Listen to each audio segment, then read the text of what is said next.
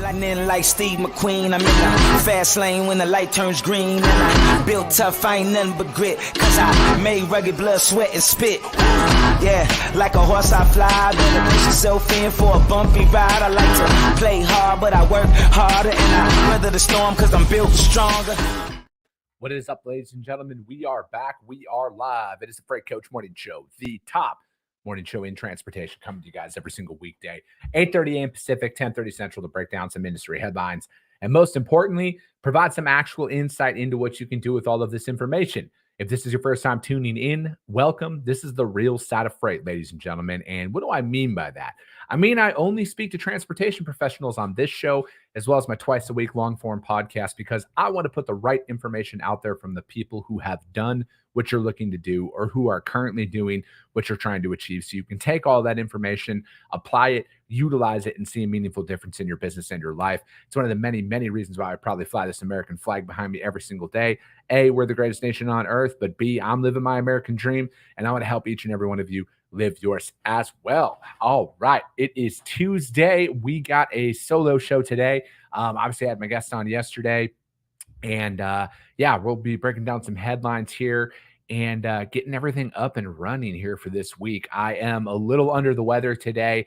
I went back home this past weekend to Wisconsin for my sister's wedding and got sick because it was 50 degrees out there. And even though I was still dressed up warm, it was a very stark difference from between what I'm used to out here in Arizona, considering it's, 100 degrees every single day still.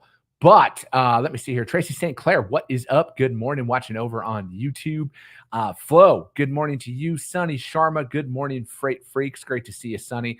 But yeah, it was a good show yesterday. Obviously, I had Chris Fields on. He's very involved in that current lawsuit out there against TQL. And, I enjoyed our conversation out there in really providing value in what people can do, to avoid and work around that situation. Because, we were saying yesterday, I think the fallout is going to be pretty massive of it. And it's kind of just getting started and picking up steam. But we're not here to talk about that today.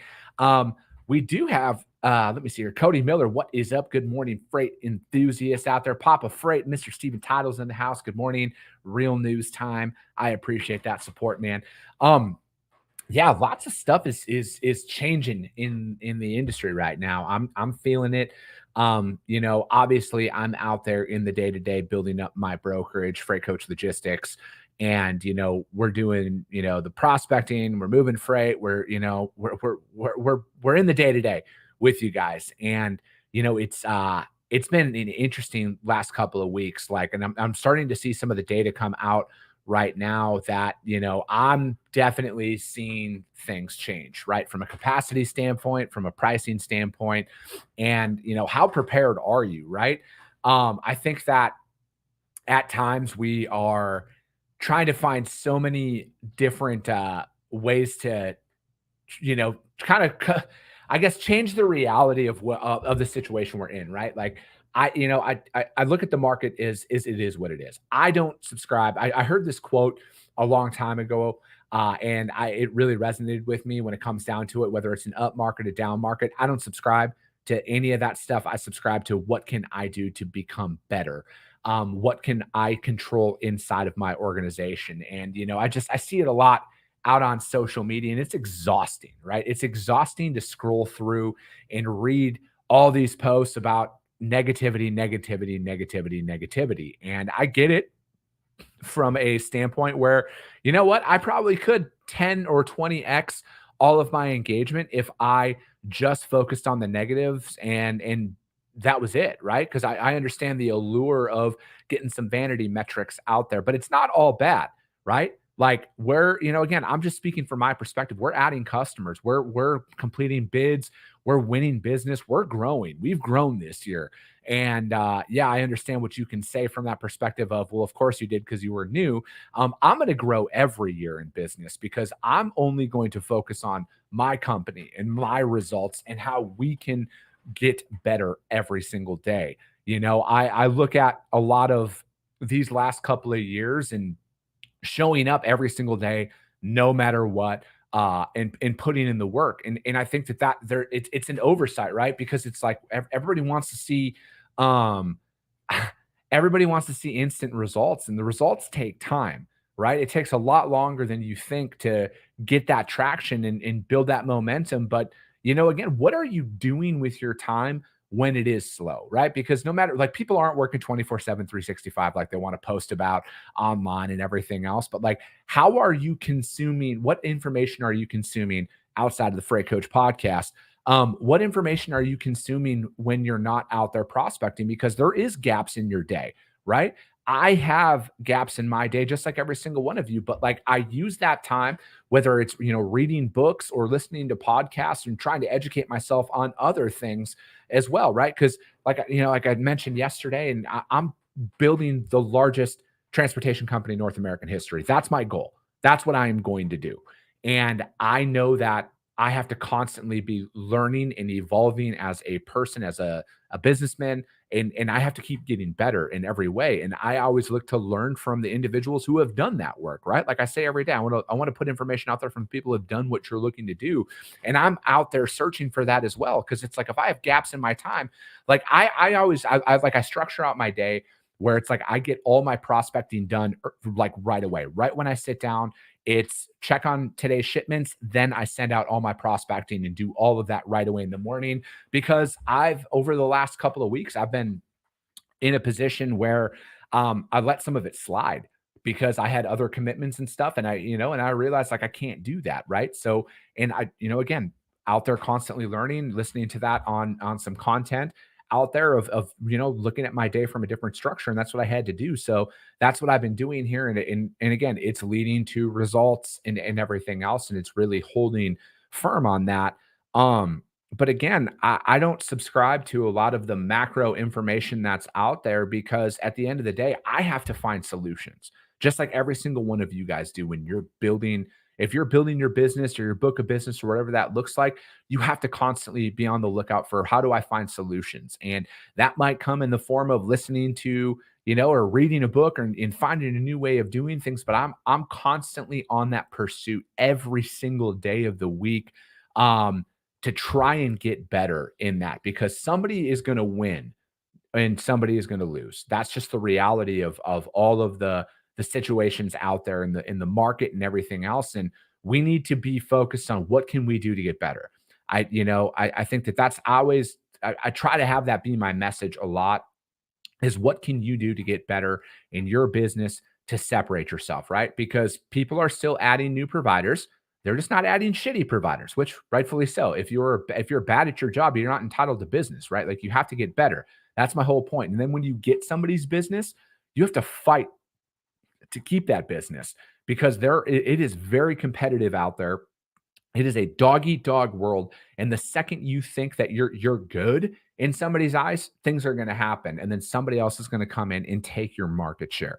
Right. So I think, like, that's my main focus every single day is what can I do to get better? I put on massive blinders when it comes to what other people are doing or not doing. I mean, again, social media is 99% bullshit.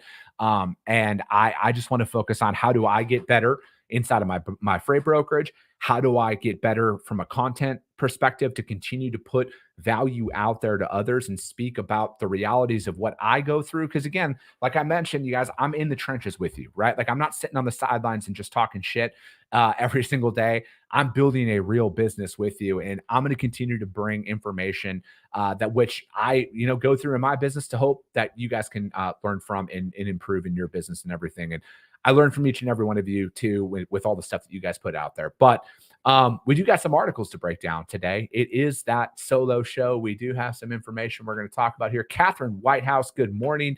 Corey Buchan, good morning. Thanks for tuning in.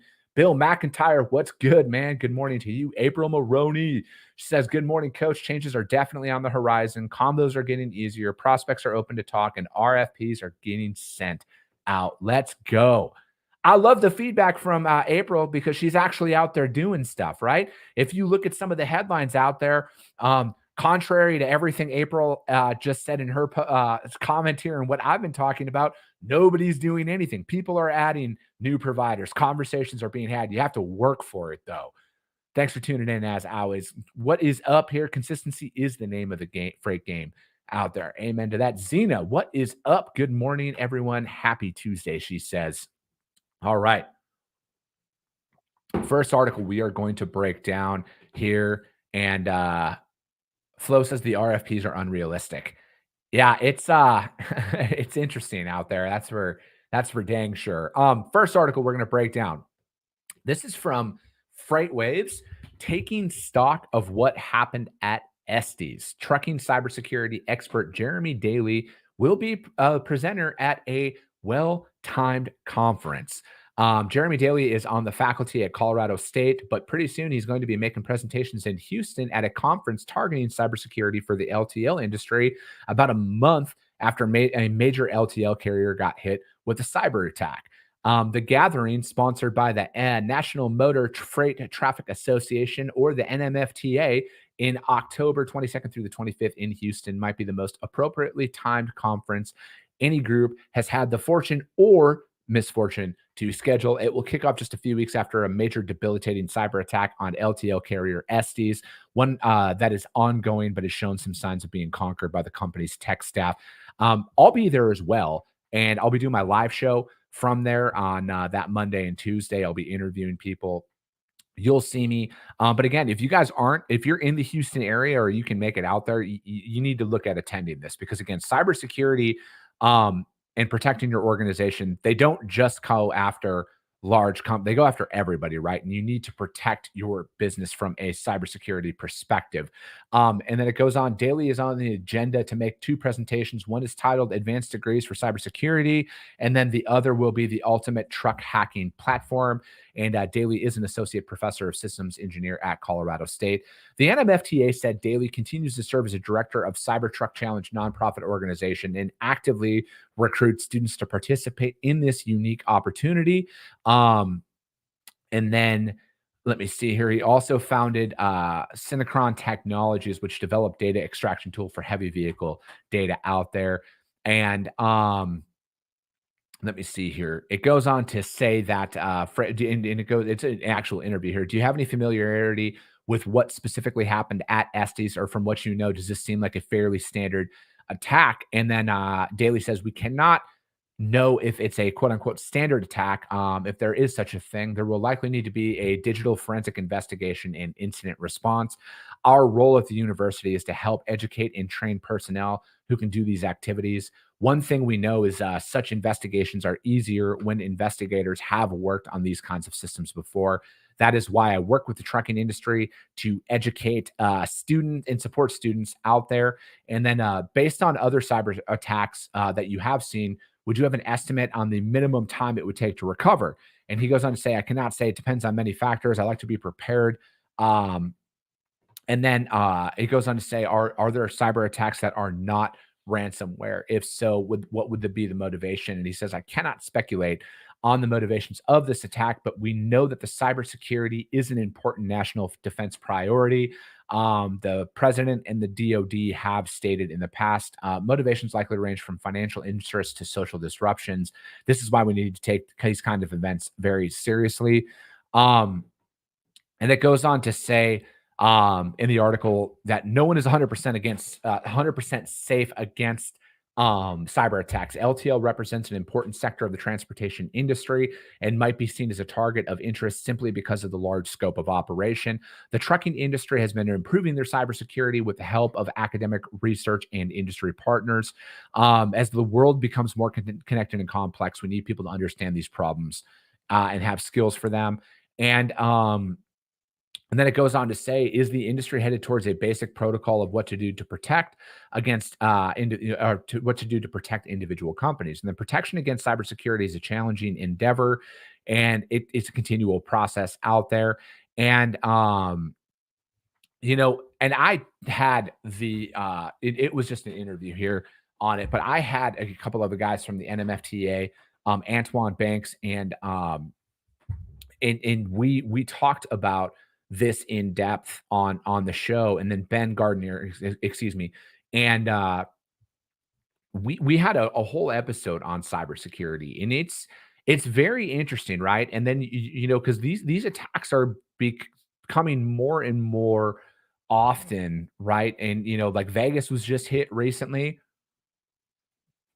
There's not a ton of information out there regarding what exactly happened. But I look at it like this: everyone is a potential target out there from a cybersecurity perspective. And as you become more and more digital, as the trucks themselves, whether it comes into like the e-logs and in every other component of the truck, like, I mean, they're going to do a live hack at the event here in Houston. Like, I'm really looking forward to seeing that. And then they're also going to, it's what's crazy is like what these guys can do from a hacking perspective. And obviously there's some of them where you need to be within a certain radius of the vehicle to like hack the airlines and the braking systems and everything else on the truck. But like, these are real things. And there's companies out there that are investing a ton of time into what you can do. And that's just from the trucking perspective. I mean, if you're talking about the technical infrastructure of your company, whether it comes to your operating systems and everything else like that would be one of those conversations that I would want to have with any partner that I may onboard with my company is what do you look like from a cybersecurity perspective? It's a very real thing, and these threats are going to continue to grow. And I think that you have to be on the counter offensive, essentially, at least from my perspective, to really protect your organization and then to protect the integrity of your carriers and your customers' information that could be out there, right? So it's like training your people is so crucial. And, and I talked about this on that podcast episode I had out. I don't have the episode number in front of me, but look that up. It's with Antoine Banks and Ben Gardner. And we talked about that very in depth about like what you can do as an organization to protect yourself. And again, have that cybersecurity training. Again, that conference, you guys, is going to be in Houston, Texas, the NMFTA. If you want any more information on it, just DM me. I'll put you in contact with the event themselves. I'm good friends with the NMFTA. And I'll be out there as well. So hit your boy up if you're going to be at that show. But again, this article taking stock of what happened at Estes, and that article is from freightwaves.com. And again, you just got to really train yourself up on this. Everyone is a potential target out there for sure. Patricia, she says, it's true. A lot of companies are willing to send out RFPs without having a conversation of how you could add value to that company, just looking for the cheapest rate. I think that, Patricia, I'm glad you brought that up.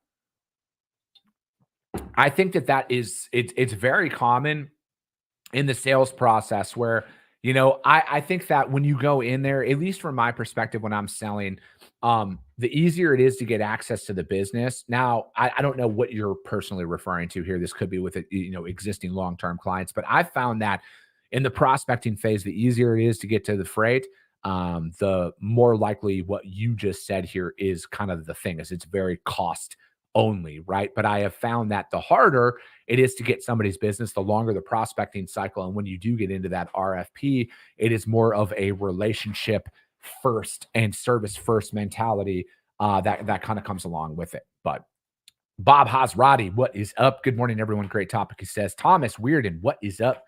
Morning to you, sir. All right, next article, ttnews.com. This is one that came out last week, and this is something that's always relevant, and it's accident litigation experts. Beware of the nuclear settlement. Nuclear verdicts in accident litigation are obviously a major concern in our industry, and it's actually nuclear settlements that are litigation expert Stephen Wood said are even more problematic.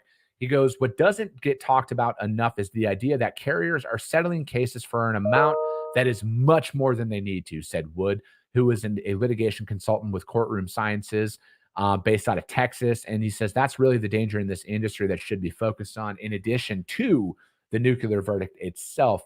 Wood spoke on the matter during an October 4th session at the ATA safety meeting. Although nuclear verdicts are the ones that get in the paper, he said the truth of the matter is that only about 3% of the lawsuits go to trial. Nuclear verdicts actually are exceedingly rare, he said. Still, concerns over the verdicts are causing motor carriers to settle out of court for a heavy amount of money. In the world that we live in, this is the world we live in, he said. The general definition, while generally defined as a jury award of $10 million or larger, Wood defines nuclear verdicts as anything that is larger than expected. If you have a case that should be worth 500,000 and it comes in at 5 million, that's a nuclear verdict. But whether an accident goes to court or gets settled in the offices of large law firms, there are a number of actions motor carriers can take to help their chances to better overcome. Sometimes the damages for a reasonable settlement or trial verdict occurs at the video deposition level, especially when drivers or safety managers give their testimony prior to mediation, settlement, or trial. He said that's where plaintiff attorneys are very aggressively focused on hot button words like risk, safety, danger, harm, always, never, must, should, to get witnesses to agree to a heightened duty of safety. The reason they do this is because of the old adage, it's not what you say, it's how you say it. I think, again, this is why, when we talk about like what is like having the safety mechanisms on your truck, right? Like outward facing cameras. And I just think like having everything to protect your company is so crucial, right? I personally think that, for any of us out there, especially trucking company owners, like the safety of your equipment is vital. Obviously, protecting your driver, everything, all of that is safe, is top of the list. But like, what are you doing as a company to ensure you are protected? I think that you need to really work at what can you do today to improve the safety of your company and to protect that asset. Again, I talk about outward facing cameras. I get it. And then, it goes on to say, here's another thing too, that bad depositions lead to large verdicts when a lawsuit goes to trial. So again, are you working with your team here? Again, this is not legal advice, but it's like, are you working with that, in what this, because like we said, it's what you say in that situation. And then he goes on to another thing is on your website. Your websites are ripe for the taking. Assume that in any litigation, plaintiff counsel is going right to your company's website and are looking for anything they can use. His hit list is certainly on your website. They can also say, well, let's pull up your website. What does your website say? Estimated that all the safety language out there is from your website. It's 100% unnecessary. There's no reason for it, and it opens you up for an attack. The bottom line, the plaintiff attorney is always a show me your money, and they look at you like an ATM machine. They hate the trucking industry because they're a big bad company that everyone is afraid of. So I'm going to hit them for quick, easy money. Again, as a business owner, you need to look at everything that is out there from a public perspective, public information, and what you're saying out there. And again, like I'm all about free speech, right? Like I'm a massive, massive proponent of the First Amendment, but that can be used against you. And, you need to make sure that your stuff is buttoned up. You got, again, like we were talking about on yesterday's show, invest in some outside counsel in the building phases to look at your stuff and to stress test your stuff to make sure that nothing can and will be used against you, right? Because these verdicts aren't going to go away. And brokers, you're just as much going to be pulled into a lot of these. A lot more than you think. If your name is on that transaction and heaven forbid something happens, your ass is getting pulled into. So you need to pay attention to that stuff.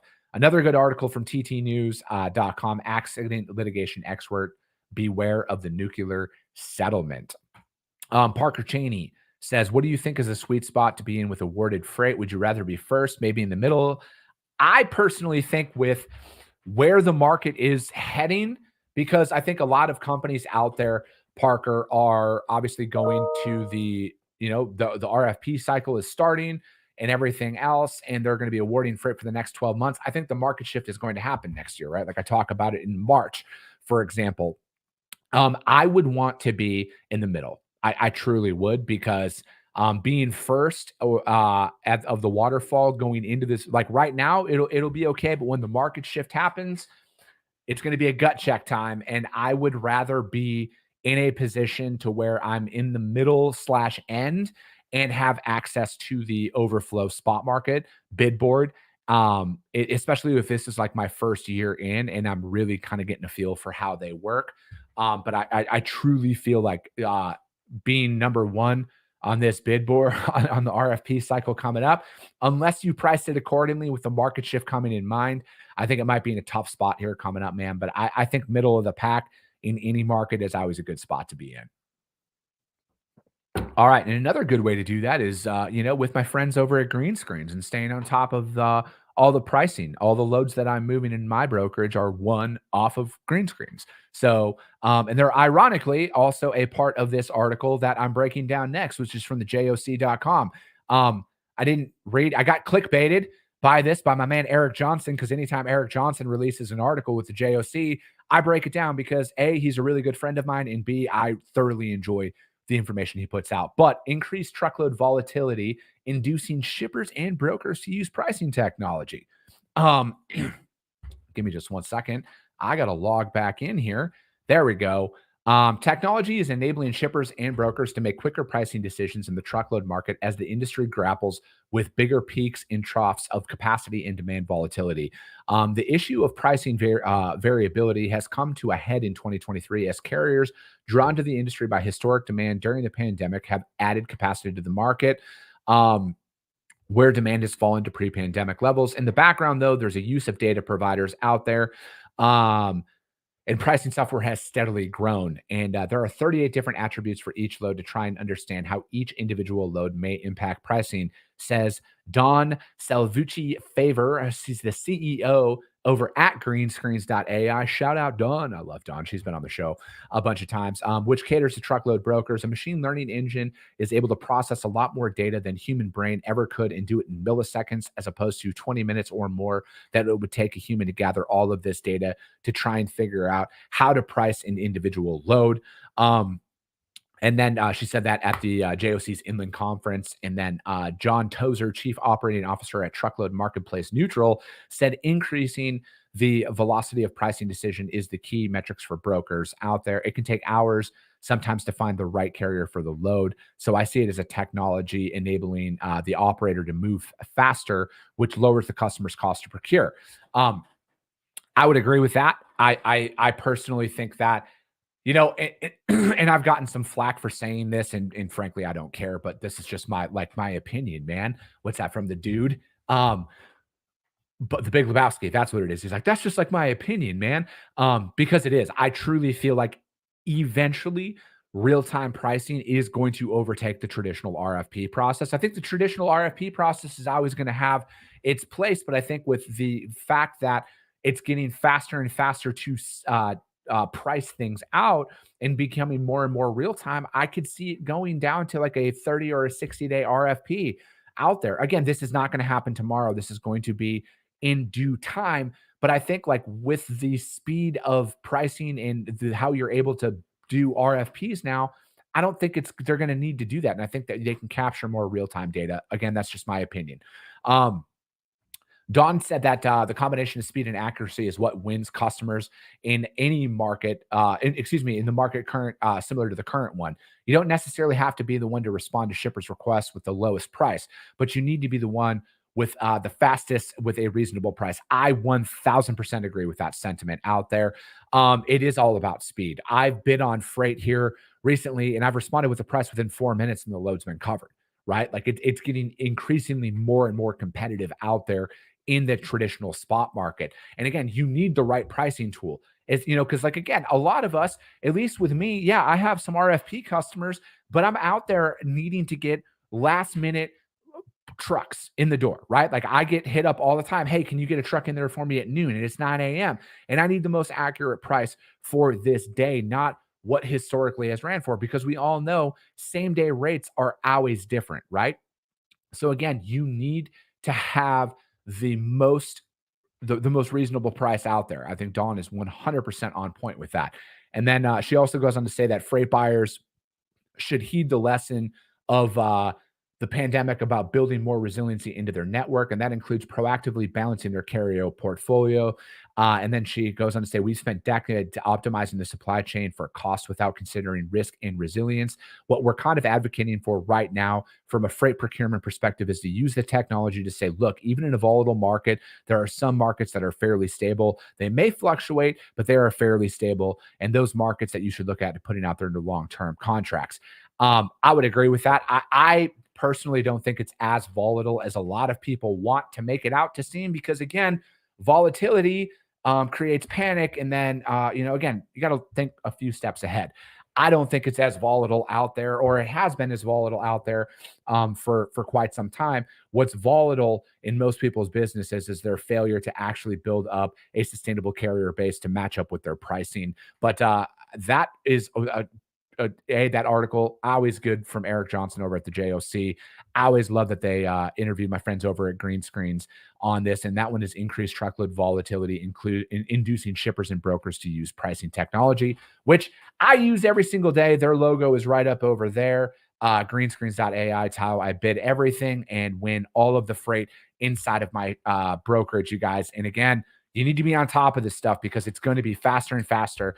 And as soon as you get a quote from a shipper, you need to respond with them very, very soon, especially if it's legal freight. Overdimensional, specialized stuff, a little bit different. It takes more time. I get that. But for you to crack in the door with a lot of the customers you're going after, you got to be quick and you need to be accurate out there. But that is going to be it for today, you guys. I'll be back tomorrow, as always, 8:30 a.m. Pacific, 10:30 Central. If you got value in what you heard here today, you guys, subscribe to the show.